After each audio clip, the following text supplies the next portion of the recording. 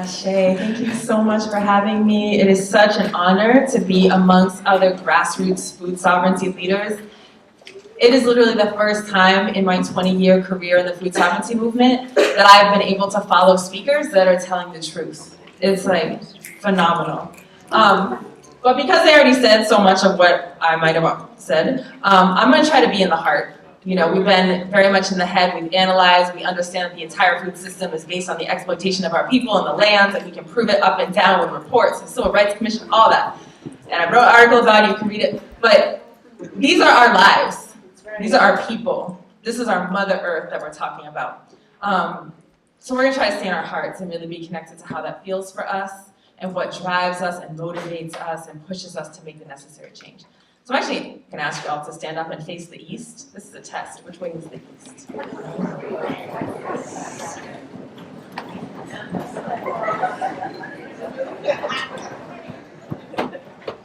So the east in Haitian tradition is called Guinée. It is the land of our ancestors. It is the land from which all morality sprouts. It is the place to which our ancestors, when they were killed under the brutality of the whip and forced labor, fled under the ocean and by flying through the sky. Guinée is our source. And every fall in the Harvest Festival in Mange Yam, we ceremonially travel back on the banana leaf to Guinée to get a recharge for the year so that we can withstand life in the empire. So we're going to face the east so that we can honor and acknowledge our ancestors. Because I don't know about you, but I didn't get here by myself. I got here in this work because my grandma's grandma, Susie Boyd is her enslaved name. She was on the shores of Dahomey, West Africa, Gold Coast, what is now Ghana, and her people were being kidnapped and rounded up for their agricultural expertise. Because remember, Europeans didn't know how to do tropical and subtropical agriculture, so they weren't just rounding up our people at random. They were rounding up experts to establish the wealth of this country and the agricultural genius of this country. And she knew that she would be among them. So what she and the other women did is they braided rice and okra and sorghum and millet into their hair and into their grandchildren's hair. Because they knew that whatever was going to happen to them, and there was some tough rumors. They thought maybe white people ate black people, which was not too far from the truth. They didn't know there was no report backs. It was the door of no return out of Cape Coast. But they had the hope in the face of despair that we cannot imagine that someday they would plant those seeds and they would reap that harvest. And so I call out to Grandma Susie Boyd, and I call out to all the ancestors who came before me, who gave you the fortitude in these insane times when the empire is emboldened not to give up, to braid my metaphorical seeds into my hair, and believe in fertile soil and believe in harvest. Because they can take a lot of things away from us, but we can't actually let them take away that humanity. So I invite you to think of an ancestor by name, a blood ancestor who's made a sacrifice for you, done something that inspires you. And I'm going to count to 3 and we're going to call their names to the east. 1, 2, 3. Sarah Jackson. Ashe. Thank you. You can sit down.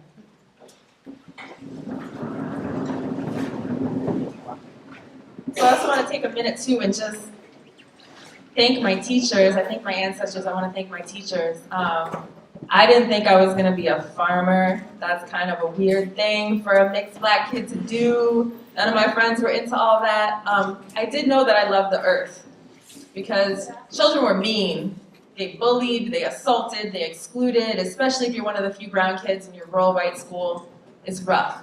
But the earth was always kind to me. I could always go into the forest and find a rock to sit on, and the rock would be unshakable and immovable, right? And so when I turned 16 and I was like legal to work, my mother was living in Boston, I saw this flyer hanging out at church for the food project, and it promised that we could both serve the community and take care of the earth. And to me, that was a profound promise. I remember from the very first days of harvesting cilantro from the soil, and I had never touched that herb before. The smell lingers under your fingernails and in the cracks of your hands. And as I was going to sleep that night, I just kept smelling my hands and smelling my hands. And that smell became homecoming to me. It became somehow if it was possible to both care for the earth and the food we harvested, we ran farmers markets for low-income folks and Dorchester and Roxbury, and we did things with shelters for people who'd experienced domestic violence. Like if somehow that intersection could exist and I could be part of that elegant and true simplicity of the planting, the harvesting, the serving, for the first time in my life, honestly, it was a picture that maybe I was good, right? And maybe I was enough. Maybe I belonged. And so I kept farming. And as I started to farm, are there children in here? Okay, how fucked up the food system was really became apparent. It wasn't like an accident, right? That I went to all these farming conferences and every single speaker was a white man and every single book published by Chelsea Green Publishing was by a white man. I really thought Elliot Coleman and like the Nearings invented organic farming. I was having this crisis. And then I looked around, but like the people picking all the apples in my community were Jamaican, but they were afraid to talk about their experiences and they might get deported. And people were hungry in my community. It was crazy. And as I started to understand and research, it became evident that racism and injustice were actually part of the DNA of our food system.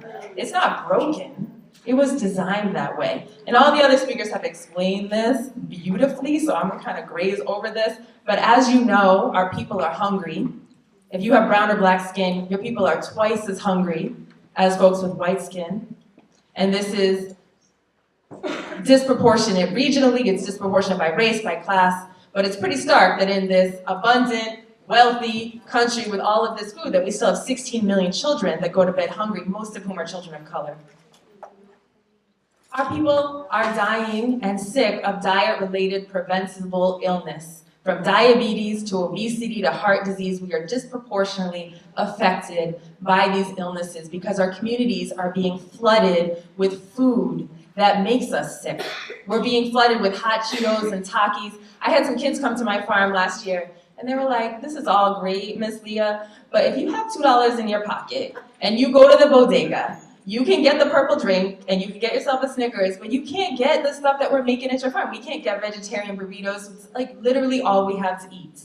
And they want to eat good food. It's this crazy myth that somehow all we need is to be educated and uplifted so that we realize the error of our ways of eating chips. There is nothing else to eat. There is nothing else to eat in our communities, and we are sick. And I don't know how you feel when you're sick, but if I have the flu or a cold or if my weight is too high or whatever, I'm not like, you know what I feel like doing today? I'm gonna go talk to Representative Faso about the Farm Bill. Hell no. We need to be well to resist. So food is actually being used as a weapon against our autonomy and agency as a community. Yes. So we're going to hear Dr. King talk about some things for a minute because I love Dr. King. Can you help me with this video? Because I can't click on anything. Tap this tool. Just click on the link. It'll open a new tab. Maximize it.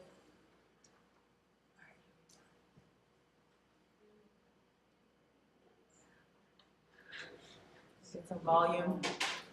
Through an act of Congress, our government was giving away millions of acres of land in the West and the Midwest, which meant that it was willing to undergird its white peasants from Europe with an economic floor. But not only did they give the land, they built land-grant colleges with government money to teach them how to farm. Not only that, they provided county agents to further their expertise in farming. Not only that, they provided low interest rates in order that they could mechanize their farms. Not only that, today many of these people are receiving millions of dollars in federal subsidies not to farm, and they are the very people telling the black man that he ought to lift himself by his own bootstraps. This is what we are faced with. And this is the reality. Now, when we come to Washington, in this campaign, we are coming to get our check. And we're still fighting for that check, by the way. So even with that pig fur case, that $50,000 average per farmer, that's gonna buy you like 12 or 18 acres when you lost your 1,800 acre farm and you're already 90 years old and you can't farm anymore. So, you know, there's still some work to do. But the reason I show that is because we're still struggling to get lands. We're owning like 1% of the land in this country, and that's worse than it was at the turn of the last century. I had this woman call me up from Boston a couple years after I started farming. I had done a couple of interviews, still not really trying to be a spokesperson for Black food sovereignty. And this woman is in tears, a Black woman, because she's like, I have been trying to farm for 7 years. Every time I go to a training program, I'm either turned away, or if I get into that training program, I experience racial aggression on a daily basis. Literally picking beans next to some old male white farmer, through the WOOF program, who's like, can I ask you something? I've been wondering, why is it that Black men, abandon their families? Do you think that's genetic? This is the type of things that people are experiencing when they want to learn to farm. Trying to get into, a program that is an incubator for farms, getting denied because you don't have credit, you don't have collateral, you don't have the BA. You can't afford to do these free apprenticeship programs. So this woman called me to be like, I want to quit. I've been trying to farm. I want to uplift that legacy, but I literally have nowhere to turn. And you are the first farmer of color who owns their own farm that I'm aware of. Like, how the hell did you do it?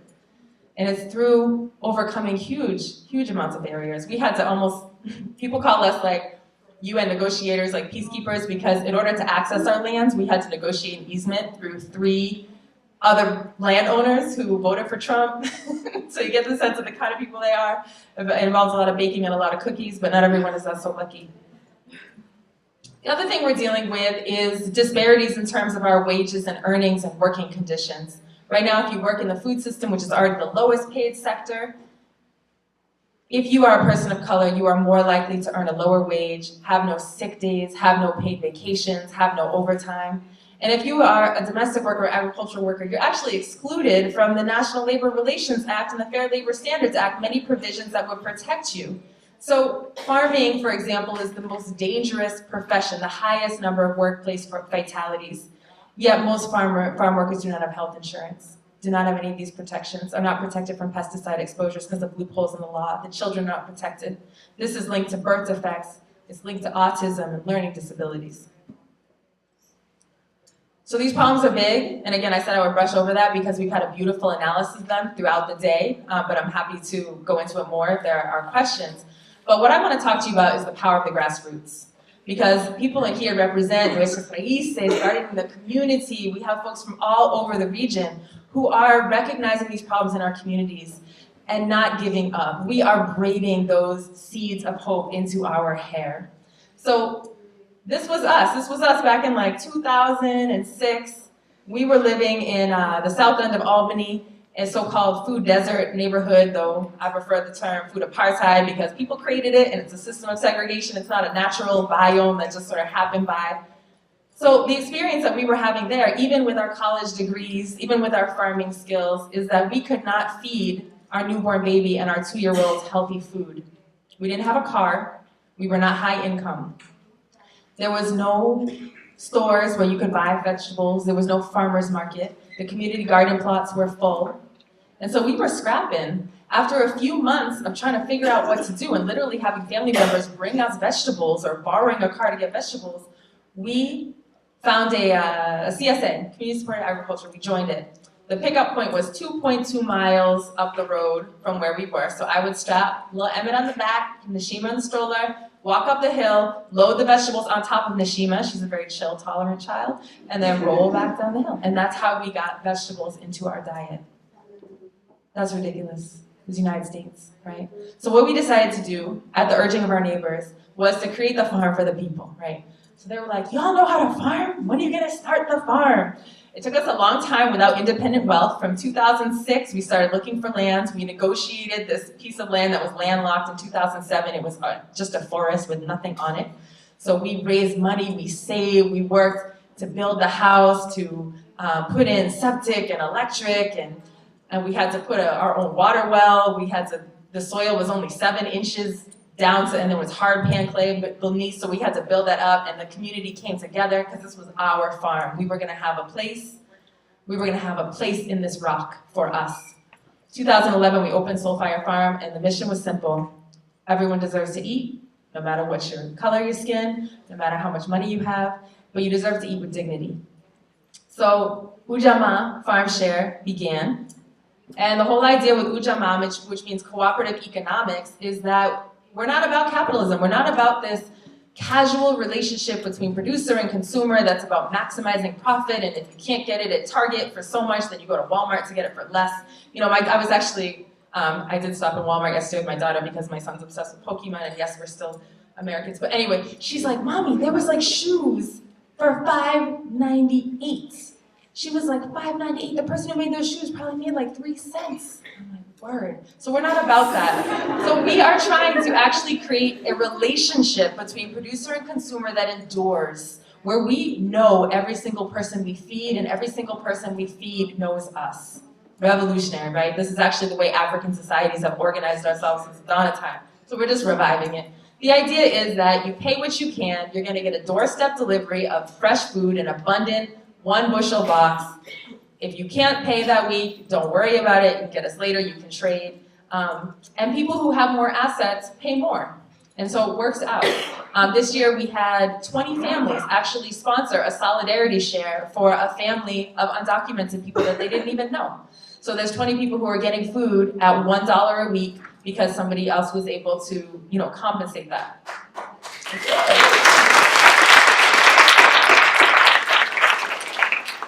And we have to be taking care of the earth, right? I always ask the youth that come to our farm, I'm like, okay, what do these 3 things have in common? Your mother, your cell phone, and the water in your water bottle.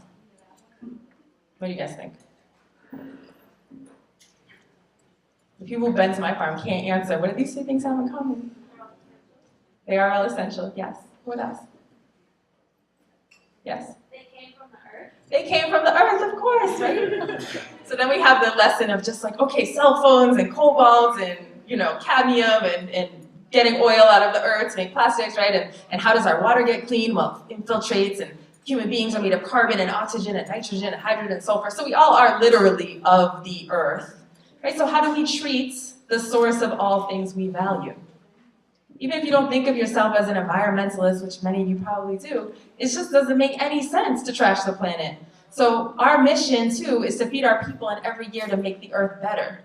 And there's some fun, nerdy stuff right now about how to measure that, like how to actually measure how much carbon you're sequestering and the biodiversity in your soil and all of the nematodes and everything. It's super cool, nerdy stuff that we're involved in. But the point is that every year, the earth we take care of gets better. In contrast to the dead zones in the Gulf of Mexico and the decline of pollinators because of the kind of pesticides that we're releasing, the disasters of drawing down the aquifers all in the western part of the United States, we actually can have a positive relationship with the earth. I love the book Raiding Sweetgrass, if you haven't checked it out, but the whole opening chapter is this professor is asking a class of students, of environmental students, like, name one example of a positive synergistic relationship between human beings and the earth.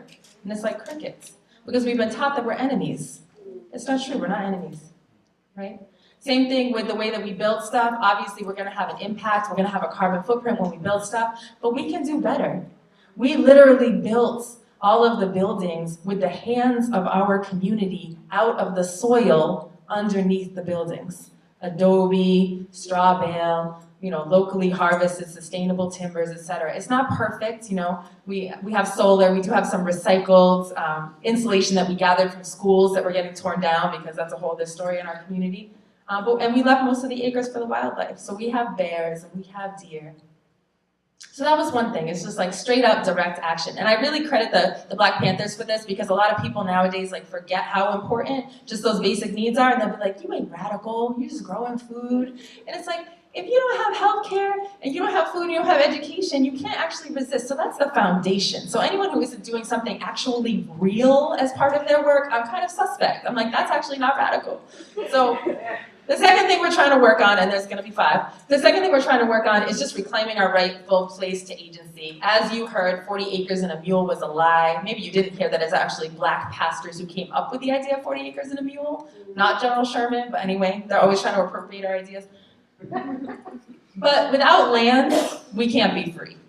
It is the basis of all justice, all independence, all equality. And this is both in the material sense, quite literally. You need land to feed yourself. You need access to the mineral rights and the water underneath the land, and that should be shared by all. It's crazy that almost 100% of the land is owned by white people right now. That should be a red flag right from jump. but it's also our spiritual heritage. It's also the source of our emotional wisdom. So I'll give you an example. You may have heard this if you listen to TED Talks, but trees talk to each other. Trees take care of each other, right? So literally, without metaphor or exaggeration, there's a network of mycelium under the ground that connect the roots of trees and other plants across species. So if a tree has a good year and it's got some extra sugars, some extra carbon, it will dump its sugars into the network, first to its own children, but also to other people's children. If a tree is dying, it will release all of its minerals and sugars to its friends and comrades because it knows it's on its way out.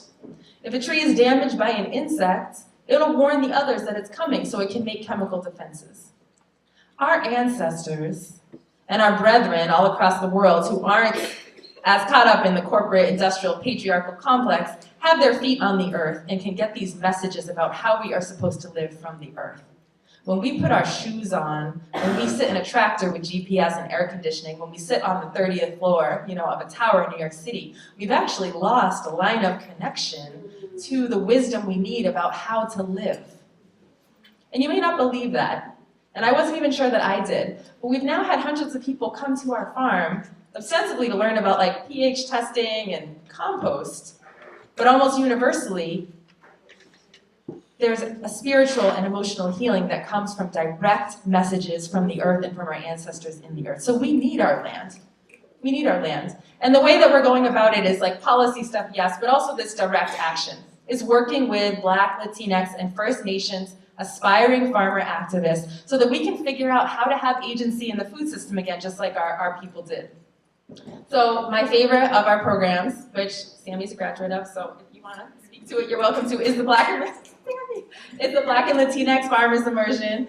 And this program came about sort of by accident after this woman from Boston called me and was like, you need a farmer training program. There is nowhere to learn that is culturally appropriate for us or upholds our dignity or anything. I was like, oh, I'll try this out. And so I put a Facebook post. It's Black and Latinx Farmers Immersion, 1 week, Soulfire Farm. It filled up in an hour. So I made another one. It filled up in an hour. And so this has become something we just can't keep up. There are hundreds and hundreds and hundreds of people who want to reclaim our rightful place of agency in the food system, of belonging to the earth, and who want to learn by, with, and for our communities. So we love cation exchange capacity, right? And we love learning how to make different recipes, that are fresh.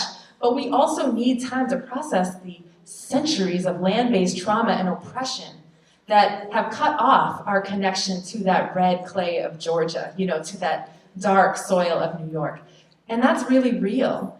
So many people, their first time back on the land after a generation or two away, it's triggering. It's you see people bent over with the sun burning their backs, and the only images we've ever been fed of that are the the chain gang, the enslavement, and cotton picking, and sharecropping, and tenant farming.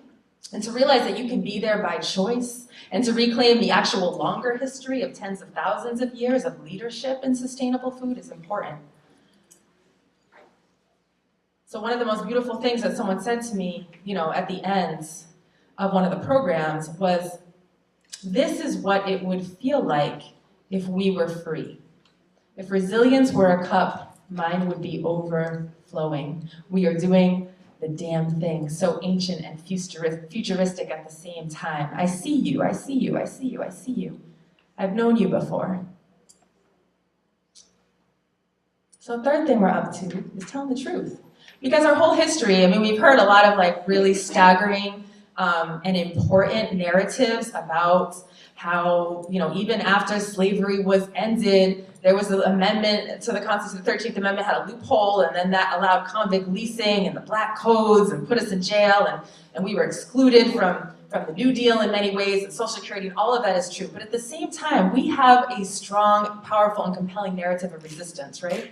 We were in the Great Dismal Swamps as maroon communities, making our own societies because the capitalist white supremacist society wasn't serving us. And what I didn't realize is that our people actually kind of codified sustainable agriculture in this country. right? So Dr. Carver is known for the peanut. The whole reason he was all about the peanut is because it fixes nitrogen, and he was noticing that the soil was being completely depleted by the monocropping. And he talked about regenerative farming, which is organic farming. He said we need to prioritize soil biodiversity, diversified horticulture, and focus on crop rotation with nitrogen-fixing legumes. He is, many consider, the father of organics in the country, not Elliot Coleman, as I thought. His protege, right, ancestor Booker T. Whatley, he came up with the CSA. He called it the Clientele Membership Club. The whole idea is that if you have an ongoing relationship of trust and commitment with an urban population, you can have a guaranteed market, they can get wholesale prices, you can plan your production, have almost zero waste, and if you add a pick your own, and he had the first, if you add a pick your own operation, then people are going to come to your farm and build a relationship with the land, bridging the urban-rural divide and the misunderstanding that comes. Brilliant. The land trust. The charades came up with it. All the land trusts in my area, it's like not like that. So one thing that's amazing, they traveled to Israel, they were a little bit inspired by the kibbutzim, as well as some other models, but they came and they got almost 6,000 acres in the deep south. I mean, this is this is in Georgia, and they had 500 families involved in their collective. They were growing vegetables, they had hogs, they were very, very successful, but of course, seen as a threat, right? Land owning, Black people that aren't staying in their place, and so the amount of pressure that they got, I mean, literally physical violence, property violence, but also, when there was a couple years of very severe droughts, while other farmers were getting relief through the USDA and other agencies, they were not, right? And the then governor, is actually quoted as saying, essentially, over my dead body or any ends going to get, relief from this. And so they did lose their land, and they were some of the plaintiffs in the Pickford case and were able to get some money back and restart their farm like 20 years later, which is pretty impressive. Fannie Lou Hamer, I mean, she did amazing work with the Mississippi Freedom Democratic Party, but I had some friends who worked with her, and they said when you go to a meeting at Fannie Lou Hamer's house, you look at her shelves, and they are covered with like canned peaches and garlic and collard greens and herbs hanging up, and all these activists would be like, Mama Hamer, why are you bothering with these gardens and these farms? And she's like, when the supermarket closes, you're gonna all be over here. So you need to learn how to grow some food. No, but seriously, she started the Freedom Farm Cooperative, and while there's sort of ups and downs in the history of that, what's so amazing is this represents to me this whole history of us doing for ourselves despite, right? There's been, so many cooperatives throughout history that Black folks have created to be able to share equipment, provide for each other's burial and school fees, to share land, to consolidate so that they can market together. There's the food hub movement is very much right now in the South about that. But not only that, also credits, right? If the bank isn't going to do it for you and the USDA isn't going to do it, we need to do it for ourselves. And this is rooted in the Caribbean tradition of susu, which came from Ghana originally, where I put in a little and we take turns taking out of the pool. And that's actually how we funded our farm. We funded our farm through a susu because, again, like I said, I was a school teacher. My husband was kind of scrapping around, like, doing a lot of things, mostly fixing, like, carpentry stuff for people.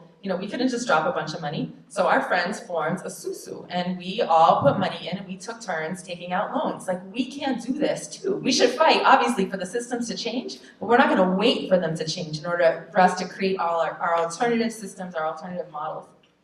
And y'all know all these people, but I often show this to white audiences because they're like, well, the thing is, we put out a job application, but like nobody applied, so I just don't think people of color are really interested in the food space or really interested, which is total bullshit, as you know. But who are some of these folks? They're friends of ours. Washington. Yes. Yes.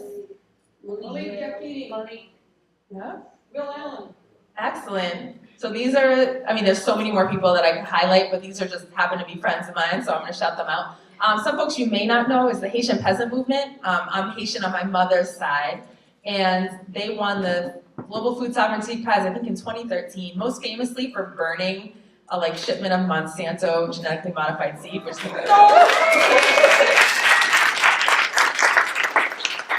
But those actions, right? Those actions are the demonstrative, kind of visible part of what's going on in a movement. So what's happening in Haiti and many places in the world, there's land grabbing for sure, but there's a specific policy that I just hate that is destroying the Haitian economy. It's called Tide Aid. It's in the Farm Bill somewhere in that 20 million page document. And what Tide Aid says is that when we're giving food aid to another country, it has to be grown by US farmers, processed by US corporations, shipped by US companies, right? And they use this very strategically. It sounds nice, like support the homegrown whatever. But right after the 2010 earthquake, the United States conveniently loaded up barges and barges and barges of American rice, right at the time of the rice harvest, to bring to the Haitian market. Then President was like, please turn those barges around. You will destroy the rural economy. Haitian farmers do not have storage facilities to hold over the crop till the next year. There's no savings, there's no banking. You need your funds to come in that you've been investing and toiling all year. You need that harvest to survive. And of course, the barges came, right? So the Haitian peasant movement did some resistance work, but now, I've been going to Haiti for many years, and now you see American rice dominating the market, when in the 80s, Haiti was almost self-sufficient in terms of the grain production. So it's been very, very devastating, these policies, and there's a way that, the international nonprofit industrial complex is this form of like neo-colonialism that is undermining the rural economy all over the world, driving people off their land to go work in US sweatshops and other foreign-owned sweatshops in urban areas, and then grabbing up the rural land. So it's something we need to pay attention to, because it's not just a US struggle. But these other folks, Malik is amazing, Brother Malik, running D-Town Farm, 7 acres in Detroit, run by and for the Black community, as well as a co-op, Food Policy Council. Dennis Derrick, I love the food hub work of like consolidating food from upstate New York farmers and then being able to get that to the most vulnerable populations in the Bronx and so on. So look these folks up if you don't know them. So moving along, the fourth thing that we are trying to do is to work with our youngsters. Because so many young people, I've been teaching also in the public schools for 15 years, and young people are given the message that their only role in society is as consumers of media, technology, education, right? And for Black youth and Latinx youth and Native youth, the only destiny that they really have is incarceration or early death from violence. And so when we start talking about these food issues, they're like, I'm not even gonna be here. Like, what are you talking about, right? And so there is, as much as there is some teaching to do of like, this is how you make a sandwich with lettuce on it, whatever, it's really actually about finding our own worth, finding our own value and ability to be producers and contributors. And so we do this youth food justice empowerment, and it's fun. We chase chickens around and make food and play on the trapeze and listen to hip hop and create our own versions of raps and songs that are about what's actually life-giving for us. But I think what is most profound for me is so many young people tell me that it's the first time there's a glimpse that there's a future for them where they actually have agency. So in particular, we work with a lot of youth who have been court adjudicated. They've been deemed as criminals by the system, mostly for things like loitering, skipping school, petty theft. A lot of these codes, these vagrancy and loitering codes actually came out of the Black codes to particularly demonize Black people, so there's a history to that. But they all get public defenders, they can't afford a lawyer, right? And they're told to cop a plea, which means plead guilty regardless of guilt or innocence. And so even if they get a light sentence, they're in the system and it becomes this spiral, right? So in order to interrupt that, we actually had new legislation introduced and passed at the county level to allow judges to divert young people away from this to an alternative sentencing program. So young people can elect to come to the farm, do a job training program. What we're actually doing is not just job training, we're kind of organizing with the capital area against mass incarceration and all this, But anyway, and then the record gets wiped. The record gets wiped and they get a fresh start. So that's an important thing for us to be doing in the community. And the last thing that I want to share with you as far as what we're up to is really this intersectionality of movements. One of my favorite stories to tell is about an elder mentor of mine. His name is Baba Curtis Muhammad. Gray-haired Black man, always wears all white, cane, likes to tell stories, and he was sitting at my dinner table a couple years ago in the winter, and he was like, Leah, the civil rights movement would not have happened without Black farmers. I'm not exaggerating. And he went on to explain that not only were Black farmers not domestic workers or tenant farmers, so they couldn't actually be fired by anybody. So they were at the front of the line when it was time for voter registration. They were the first signature when it was time to sign a petition. They joined the NAACP first. So they were literally leaders, front lines leaders. But if you think about it, my mom went down for Freedom Summer and all that stuff. She's like, you think the hotel was gonna put them up and the restaurant was gonna feed them and the cobbler was gonna fix their shoes and they could just meet at like the, American Legion for their, or like, no. So the black farmers literally provided all of the material sustenance for the civil rights movement. It would not have happened if we didn't have land and if we didn't have the courage to share our land. So he's like, what'd you do with your farm?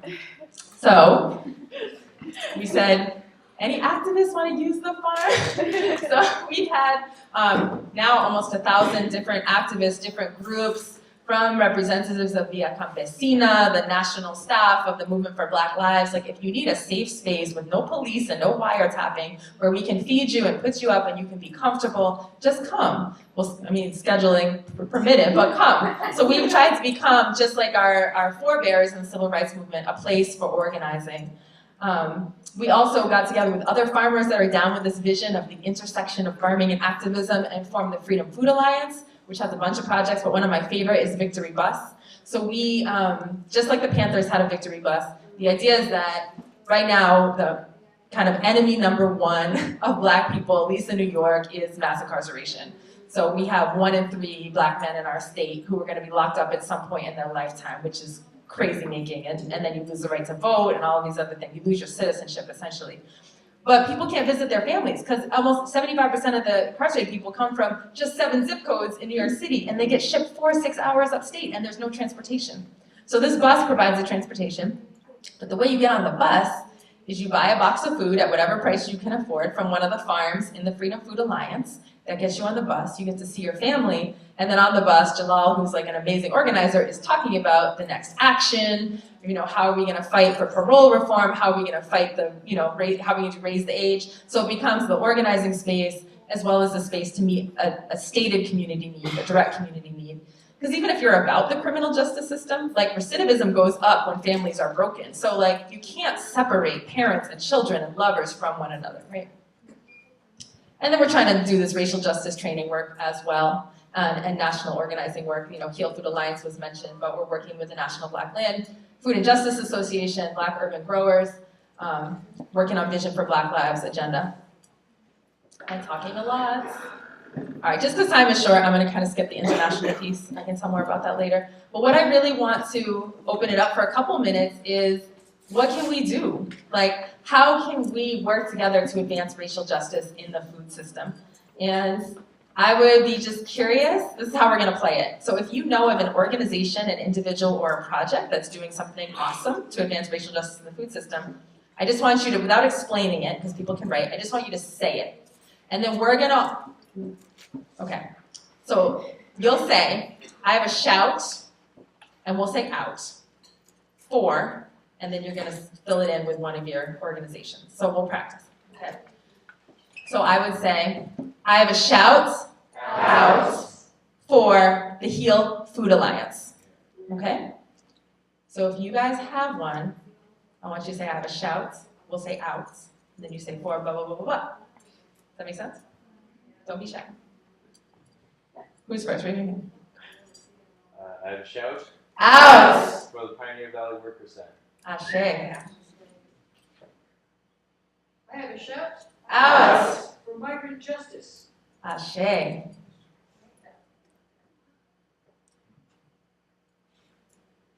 have a shout Out! for Wild Seed Farm and Healing Village.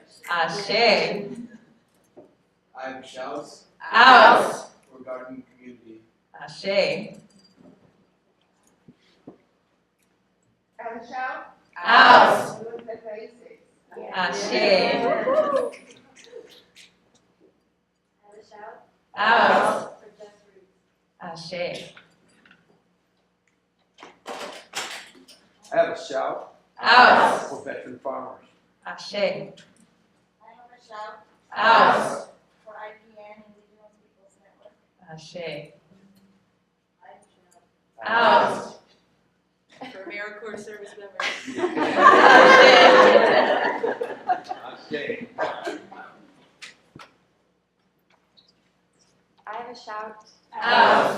Black Clergy Wellness Initiative. Ashe. I have a shout Out. for Native American Culinary Association. Ashe. I have a shout Out. for everyone in this room. So we're gonna end with a poem. I need 2 people to come help me read it.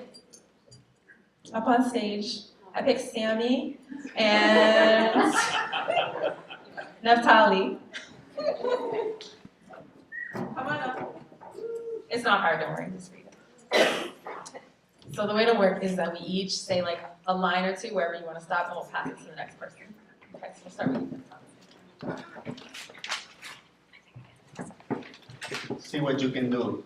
Never mind you can tell one letter from another. Never mind you're born a slave. Never mind you lose your name.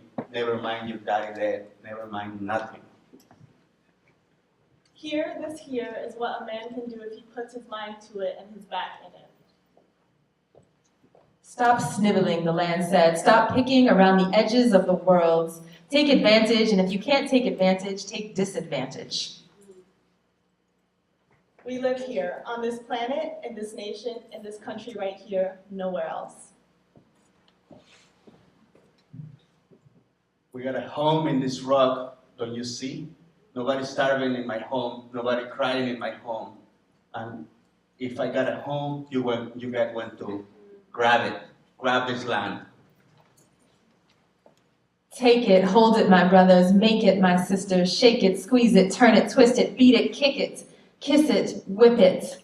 Stomp it, dig it, plow it, seed it, reap it, rent it, buy it, sell it, own it, build it, multiply it, and pass it on. Can you hear me? Pass it Pass on.